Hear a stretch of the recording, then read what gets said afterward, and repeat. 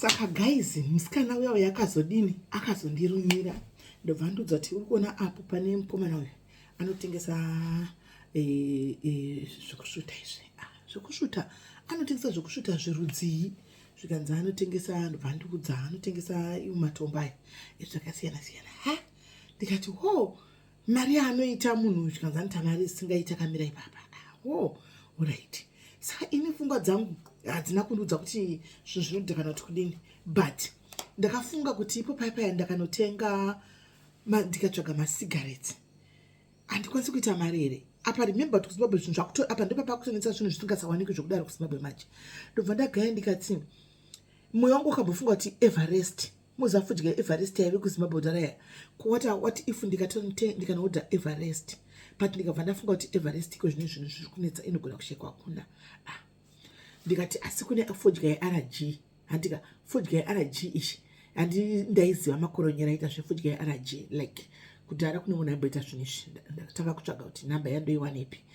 Pfungwa yaitobata musoro mangu yaitosimba zvokutodaro kuti ndoda kutonyatsoziva kuti fodya ndinoiwana kupi. Handimaona ndatsvaga namba contact yemunhu yandazoiwana, ndamufonera ndikati iwe shamwari fodya, zvikanzi fodya pakati iri kubuda nepaMozambique. Alright, paMozambique ini handikwanisi kuenda kuMozambique. Ndoita sei wepekutanga panapa because obviously one chekutanga ndakatooverstay stuff like that. Ndoita sei asi pfungwa yangu iri kundudza very strong kuti unozati ukapinda uchita zvefodya unoita mari. Ende chakazotika ncheti mukomana waya akazodisappear. Hamunoti mukomana akazodisappear akaenda kupi? Hamunoti kuda akasungwa kana kuti akaenda kupi? Mukomana waya haana kuzongoonekera. Hamunoti akaenda kupi? Ini ndatoona gap guys, ndikati hada gap ndariona, asi kuti titengese zvinodhaka kutaura chokwadi handizivi kuti ndozviwanepi. Pfungwa yayo kwete kuti it never crossed my mind. I don't want to lie guys yekuti ndongotengesawo handiti maona. Pfungwa yayo it crossed my mind because ndaiona movement yaitika ipapo handimaona yemari, asi ndabva ndatanga kuti zvino ndozviwana kupi. Kukuzviwana manje handisi kuziva. Ndikati rega ndiite zvefodya handiona because ini ndiriski teka kana ndafunga kuriska ndoriska. Right, ndabata munhu yaya ndabata zvikanzi namba yemunhu uchu wematraki anobva nayo anogona kubvira nayo kuMozambique. Ndabata munhu yandataura nemunhu yauya, munhu yakanditi muda mabhokisi mangani. Ndikati handina mari yakawana ndimbotangawo nemabhokisi 2 handika because vanhu vematraki atime vatita dhiri iroro zvaipinza mari. Ndaudzwa mari nemari yemabhokisi efodya and everything. Ndatumira mari kune munhu acho uya uya ari kutenga because zvozvo zvokuti kuriska hauri kuziva munhu kutrusta munhu akutumira tienda ndiye munhu ari kutrusta. But tikutamba panga pasina guys, I had to because I needed to survive. This is SA, you don't have papers guys. Zvina zvinanyatsombira musha. Ndariska pamwe ndatumira mari sezvinewo aiwa vanhu vaya vanga vachiri kuitawo zvinhu zvavo zviri honest. Shuwa fodya yangu yatengwa ndatotumirawo mabhokisi aya ndamataridzwa mabhokisi enyaya handika vaine mavigiro avaita. Saka danger yaivapo ndeyekuti unogona ngoti achiuya obva kuti fodya yatora pabhodha, iyo isina kutora pabhodha, kana kuti atotengesa futi kune mumwe munhu. But apa iriski, saka riski waingotora guys. Ndichingonamata ndichingoti mwari fodya dzangu, mwari fodya dzangu. Zvishuwawo munhu yawo fodya atosvika atova dangariro ndizivi yatopinda fodya zvakanaka zvikanzi uyai mutore fodya yenyu Joburg wati apa manje ndaane stress yekuti kuJoburg kwakati ndinobva sei handina kana motikari handina chi mapurisa anenge ari muroad and every days when ndo avaita zvinonzi stop and search zvoti vaiburisa nesemukombi varume vonzi batai manhikiri dhore kombiro mirai kumadziro kwekombi muchisechwa.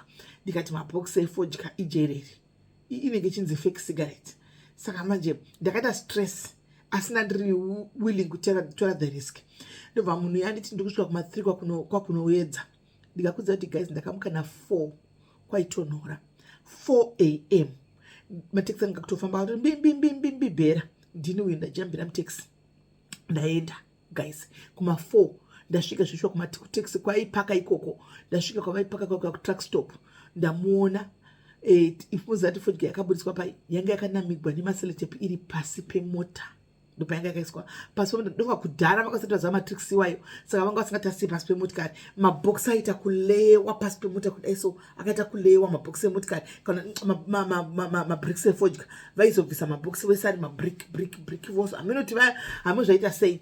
ndaverengegwa manikira angu aya zvikanzi saka muri kuenda nei ndikati ndikutongoriska netaxi iyoyo hapana yekutamba ndini ndaisa mafodya dzangu dzedziya ndasunga fodya dzangu andibasira muromo yakusunga tandochinjana maconduct ekuti muramba chindigira fodya vandisunga munoziva kuti kana zvichida kungoitika guys pekutanga unotomboita madzira yayo uchibudirira handimaona ndapinda mutaxi kuseni koko unofunga kuma5 ndanda kutodzokera handimaona mapurisa autaime kuchitonora hamiri muroti ndotrika ndakatoona kuti ko mapurisa atomiri muroti nai ndabudirira kunosvika nefodya yangu ndasvika nefodya yangu ndabudirira handina kuudza baba kwangu kuti ndozvandiri kuita because munhu anoda zvinhu zviri straight ini ndiri tsotsi handimaona ndaidhiladhila handimasvona saka ndakangosvika kunotora fodya yangu yandobva ndangonochengetesa pandakachengetesa fodya yangu achibudawo achinda kwainda ini ndichibudawo ndichienda nefodya yangu kupi ndichienda kune fodya yangu kuyakuya ndikakuudzai kuti musikana uyo akadirecta vanhu ndikakuudza kuti guys matengero akaita fodya yerg yaka munozviramba imi guys